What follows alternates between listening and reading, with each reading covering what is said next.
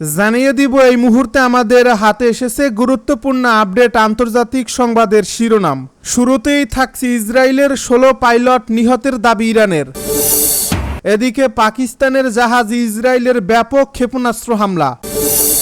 আরও জানাবো জাতিসংঘ অধিবেশনেও মুখোমুখি ভারত ও পাকিস্তান। এদিকে পশ্চিমা বিশ্বকে কঠোর জবাব দেওয়ার হুঁশিয়ারি রাশিয়ার। সব শেষে জানিয়ে দিব যুক্তরাষ্ট্রকে মোকাবিলায় জনতার হাতে অস্ত্র তুলে দিল ভেনেজুয়েলা।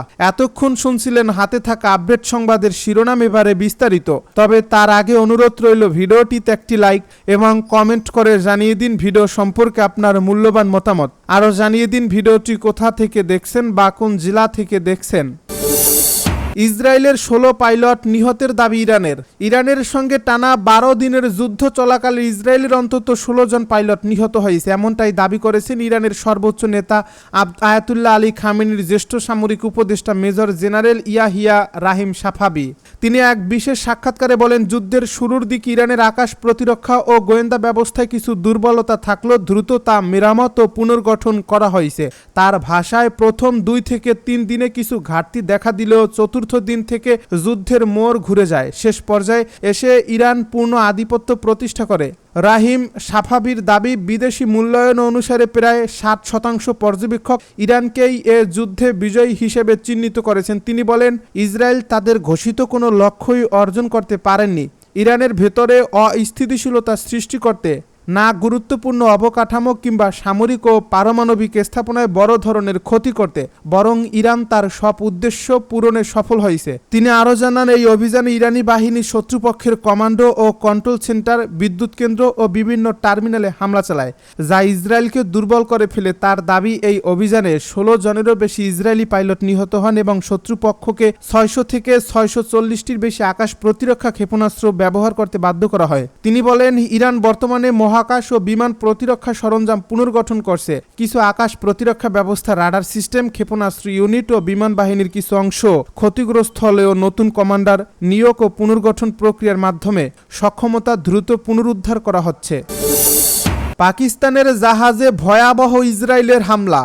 পাকিস্তানের 24 নাগরিক সহ 27 জন ক্রু বহনকারী একটি জ্বালানি ট্যাঙ্কার ইসরায়েলি ড্রোনে হামলার শিকার হয়েছে। ইয়েমেনের একটি বন্দরে থাকা অবস্থায় এই জাহাজটিকে টার্গেট করে ইসরায়েল। শনিবার এই ঘটনার তথ্য প্রকাশ করেছেন পাকিস্তানের স্বরাষ্ট্রমন্ত্রী মোহসিন নকভি।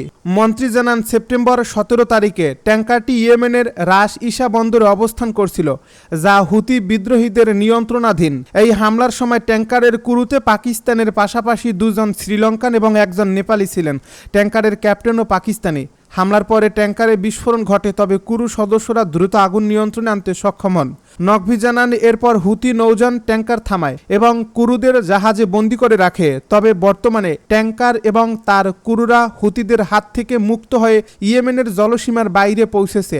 মন্ত্রী নকভি নিরাপত্তা বাহিনী, ওমান ও সৌদি আরবের পাকিস্তানি কূটনৈতিক এবং সংশ্লিষ্ট কর্মকর্তাদের সহযোগিতার জন্য কৃতজ্ঞতা প্রকাশ করেছেন। তিনি উল্লেখ করেছেন, আমাদের নাগরিকদের নিরাপদ মুক্তি নিশ্চিত করতে নিরাপত্তা সংস্থাগুলো দিন-রাত অতুলনীয় পরিশ্রম করেছে।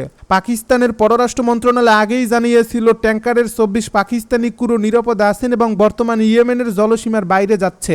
মন্ত্রণালয় জানায়, ঘটনার খবর পাওয়ার সঙ্গে সঙ্গে পাকিস্তানের দূতাবাসগুলো ইয়েমেনের কর্তৃপক্ষের সঙ্গে যোগাযোগ স্থাপন করে এবং ক্রুদের সুস্থতা নিশ্চিতের ব্যবস্থা করেছে।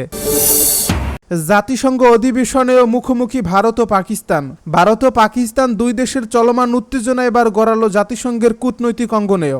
জাতিসংঘের 80তম সাধারণ অধিবেশনে আবারও মুখোমুখি এই 2 প্রতিবেশী। একে অন্যের উপর দোষ চাপানো, অভিযোগ, শক্তি জাহির, বিজয় দাবি পিছিয়ে নেই কেউ। স্থানীয় সময় শুক্রবার অধিবেশনে দেওয়া বক্তব্যে পাকিস্তানের প্রধানমন্ত্রী শেহবাজ শরীফ দাবি করেন, ভারতের অপারেশন সিঁদুরে পাকিস্তান বিজয়ী হয়েছে। তারা ভাষায়, ভারত দম্ভ ভরে হামলা চালালেও ইসলামাবাদ তাদের লজ্জিত করে ফিরিয়ে দিয়েছে। তবে একই সঙ্গে তিনি আলোচনার আগ্রহ প্রকাশ করে বলেন, পাকিস্তান ভারতের সঙ্গে সব অমীমাংসিত বিষয়ে যৌক্তিক ও ফলপ্রসূ সংলাপে প্রস্তুত। দক্ষিণ এশিয়ায় ভয়াবহ যুদ্ধে এড়াতে মধ্যস্থতা করা যুক্তরাষ্ট্র যুক্তরাষ্ট্রের প্রেসিডেন্ট ডোনাল্ড ট্রাম্পের ভূয়সী প্রশংসা করেন তিনি। শেহবাজ বলেন, যদি ট্রাম্প সময়মতো দৃঢ়ভাবে হস্তক্ষেপ না করতেন তবে পূর্ণাঙ্গ যুদ্ধের পরিণতি হতো ভয়াবহ। শেহবাজের এই বক্তব্যের পরপরই অধিবেশন উপস্থিত ভারতীয় কূটনীতিবিদ পেতাল পাইলট পাল্টা মন্তব্য করেন। তিনি বলেন, বিমান ঘাঁটির পোড়া হ্যাঙ্গার আর ধ্বংস হওয়া রানওয়ে যদি পাকিস্তানের চোখে বিজয় হয় তবে সেই জয় তাদেরই ভোগ করতে দেওয়া হোক। তিনি আরও অভিযোগ করেন, পাকিস্তান সন্ত্রাস মোকাবিলার বদলে বরং জাতিসংঘে সন্ত্রাসীদের রক্ষায় ভোট দিয়েছে। শনিবার অধিবেশনে ভারতের পররাষ্ট্রমন্ত্রী এস জয়শঙ্কর বলেন, তিনি পেহেলগামের হামলায় পর্যটক হত্যার প্রসঙ্গ টেনে বলেন, মোদী সরকার সন্ত্রাসীদের বিচারের মুখোমুখি করেছে। পাকিস্তানকে সরাসরি বিশ্ব সন্ত্রাসের কেন্দ্রবিন্দু আখ্যা দিয়ে তিনি আন্তর্জাতিক সহযোগিতা জোরদারের আহ্বান জানান। এবারে পশ্চিমা বিশ্বকে কঠোর জবাব দেওয়ার হুঁশিয়ারি রাশিয়ার পররাষ্ট্রমন্ত্রী সের্গেই লাভরভ পশ্চিমা বিশ্বকে হুঁশিয়ারি করে বলেছেন, মস্কোর বিরুদ্ধে কোনো ধরনের আগ্রাসন চালানো হলে তার জবাব কঠোরভাবে দেওয়া হবে। গতকাল শনিবার জাতিসংঘের সাধারণ পরিষদে দেওয়া ভাষণে তিনি এই হুঁশিয়ারি দেন। লাভরভ বলেছেন, রাশিয়ার আকাশ সীমায় উড়োজাহাজ ভূপাতিত করার কোনো চেষ্টা হলে তার ফলাফল হবে ভয়াবহ। একই সঙ্গে তিনি অভিযোগ করেন, জার্মানি যুদ্ধের ভঙ্গিমায় কথাবার্তা বলছে। ইউক্রেনে রাশিয়ার যুদ্ধ চলার মধ্যে সাম্প্রতিক সপ্তাহগুলোতে ন্যাটোর পূর্বাঞ্চলীয় সীমান্তে উত্তেজনা বেড়েছে। এস্তোনিয়া বলেছে, মস্কো তাদের আকাশ সীমায় 3টি যুদ্ধবিমান পাঠিয়েছে। এছাড়া ন্যাটোর যুদ্ধবিমান পোল্যান্ডের আকাশ সীমায় রুশ ড্রোন ভূপাতিত করেছে। লাভরভ বলেন, আমাদের দেশের বিরুদ্ধে যে কোনো আগ্রাসনের জবাব হবে কঠোর, বিশেষ করে ন্যাটো ও ইউরোপীয় ইউনিয়নে যারা তাদের ভোটারদের বলছেন যে রাশিয়ার সঙ্গে যুদ্ধ অনিবার্য, তারা নিঃসন্দেহে এটা জেনে রাখুন। নিজেদের আকাশ সীমায় মাঝে মধ্যে রাশিয়ার ড্রোন বা যুদ্ধবিমানের উপস্থিতির ঘটনায় দেশটিকে নিয়ে উদ্বেগের মধ্যে আছে পূর্ব ইউরোপের দেশগুলোতে রাশিয়াকে শীতল যুদ্ধের পর থেকে সবচেয়ে বড় হুমকি হিসাবে দেখা হয়। এই দুই পক্ষের উত্তেজনার মধ্যে ইউক্রেনে রাশিয়ার যুদ্ধ অবিলম্বে বন্ধ হওয়ার আশাও এখন কমে গেছে। যুক্তরাষ্ট্রের প্রেসিডেন্ট ডোনাল্ড ট্রাম্প চলতি সপ্তাহে বলেছেন, ন্যাটোর আকাশসীমা লঙ্ঘনকারী রাশিয়ার বিমানগুলো ভূপাতিত করাকে তিনি সমর্থন করেন। এর আগে ইউক্রেন রাশিয়ার সামরিক সক্ষমতাকে উপহাস করে এটিকে কাগজের বাঘ বলে মন্তব্য করেছিলেন ট্রাম্প। রাশিয়ার পররাষ্ট্রমন্ত্রী সের্গেই লাভরভ সাধারণ পরিষদে ভাষণ দেওয়ার পর সংবাদ সম্মেলন করেন। সেখানে তিনি সতর্ক করে বলেন, যদি আমাদের আকাশসীমায় কোনো উড়ন্ত বস্তু ভূপাতিত করার চেষ্টা করা হয়, তা যে কোনো বস্তুই হোক, সেটি হবে আমাদের সার্বভৌমত্ব ও ভূখণ্ডের অখণ্ডতার বড় লঙ্ঘন।